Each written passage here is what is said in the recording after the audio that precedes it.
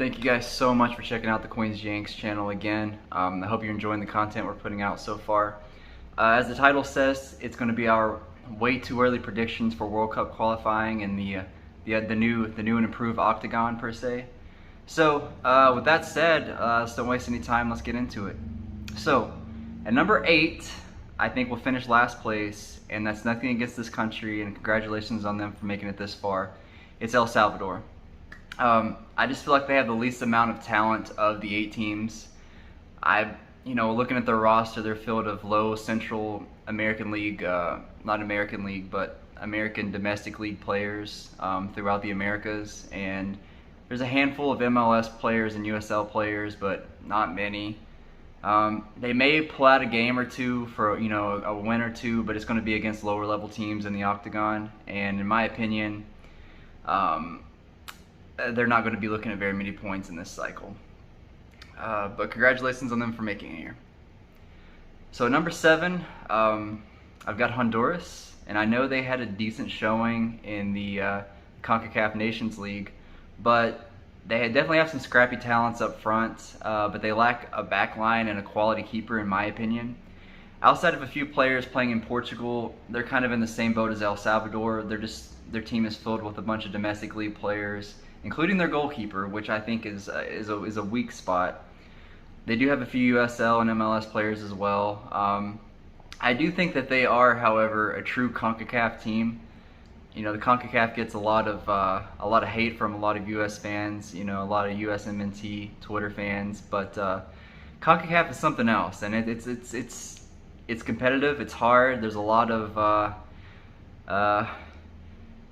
get out of the way or get moved out of the way type of play going on. But I think they're a true CONCACAF team. I think they're going to give some teams some headaches, but for the most part, I think they're just going to finish lower level in the league. I think they're going to finish 7th. So moving on to number 6, I have Panama finishing 6th. They didn't have much issue qualifying to get to this stage, but they weren't necessarily overwhelmingly great either if you look at their games leading up into this point. They have players spread out all over the world in different levels, different leagues, all throughout Europe, just everywhere. I could absolutely see them getting hot and maybe fighting for a top 4 finish, but someone's going to have to help Gabriel Torres score some goals, and at this point I just don't know who that is. But for now, way too early, I see them finishing 6th. So going into 5th, I went back and forth on this quite a bit, but in 5th place I've got Costa Rica, and if you have them finishing above that or below that, I think you can make an argument for it. They have the luxury of, in my opinion, having the best keeper in CONCACAF and Navas. They've got a group of players that tend to play at the level of the opposition, in my opinion, so that could lead to some upsets probably, or some head-scratching finishes.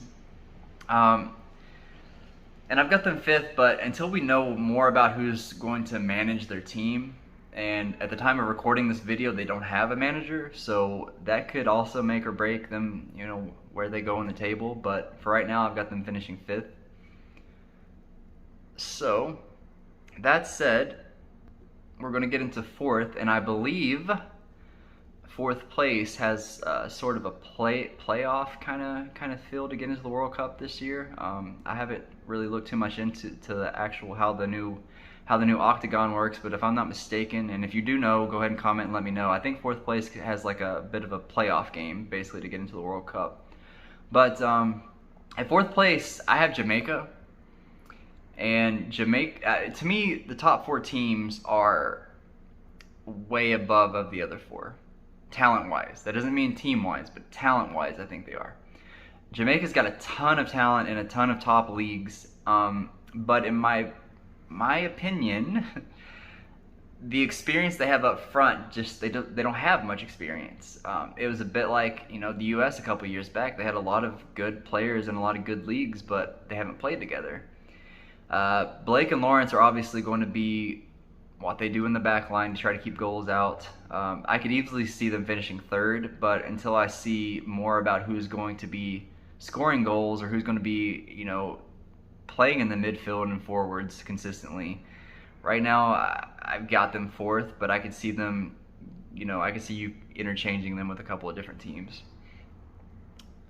Number 3, and this might be a surprise to a lot of people, but I don't think it's going to be too much of a surprise if you've watched them play, and that's Canada. Yes, Canada. In addition to having basically the best players in the world, let alone CONCACAF, they've been absolutely dominant in their qualifying games to get to this point. And go back and look if you don't believe me. They have it's like 11-1, 7-0. They've been absolutely brutal. They've got a nice mix of vets and youngsters, and I think the potential is there to make a real run in qualifying for the World Cup. And I wouldn't blink an eye if they didn't upset the U.S. and Mexico for a game or two. And their goalkeeper, last I checked, still plays for Red Star, who, if you don't know, actually won the Champions League in the 90s, 91, 92 or something like that. So solid team. They've got a solid team.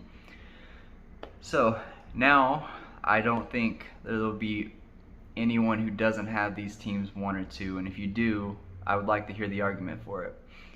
But I think it depends on the day and how you're feeling, which team you're going to pick first and second. On this particular day, I'm putting Mexico second. I think like I said, I think they could change pretty much any day you want to, because obviously that means you already know who I'm going to have to put first. I think that every day that passes, Mexico gets a little older, and they risk hanging on to their dynasty basically by that much more. It gets a little bit more loose by that much every day. And also, every day the U.S. gets that much more experience and they get that much more older. And again, the U.S. has players that are just balling out in all over leagues in Europe. Now, you could sit here and tell me, a year from now that Mexico ran away with it, and I wouldn't be insanely surprised.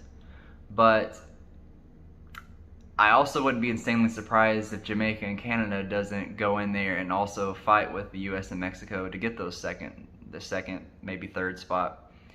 So that said, right now I've got Mexico finishing second, but obviously there's some injury problems there. I have to wait and see what happens. But again, this is your way too early predictions. And at number 1, obviously I have the USA. I think the talent all around the USA is above every team here. That doesn't mean they're the best team. That just means they have the best talent. You got to have a coach that can put together and play with that team as well. And I'm not the biggest fan of Triple G until he proves a little bit more with his tactics and player selection. I'm not the biggest fan of him. CONCACAF has, like I mentioned earlier, a rough reputation. It's going to be interesting to see these guys and see if they can hold up, because the U.S. players, we have to be truthful. A lot of our players are a little bit injury prone. That doesn't mean they're necessarily going to be injury prone moving forward, but our players get roughed up. And in CONCACAF, you're going to get roughed up. And if we have a couple of injuries, then what? We could be fighting for that third spot with Mexico and Canada and Jamaica, maybe Costa Rica. But for now, all things considered, no injuries. Cross your fingers. None of these teams have any injuries moving forward. But I think the USA can pull it out. But again, keep in mind, injuries happen every day. Navas could get hurt tomorrow, which would drastically lower Costa Rica on my list. Jimenez could get completely healthy and go back to being the baller he was, and then that would obviously raise Mexico on my list. But that said, let's hope for a fair, healthy team from everyone that made it this far.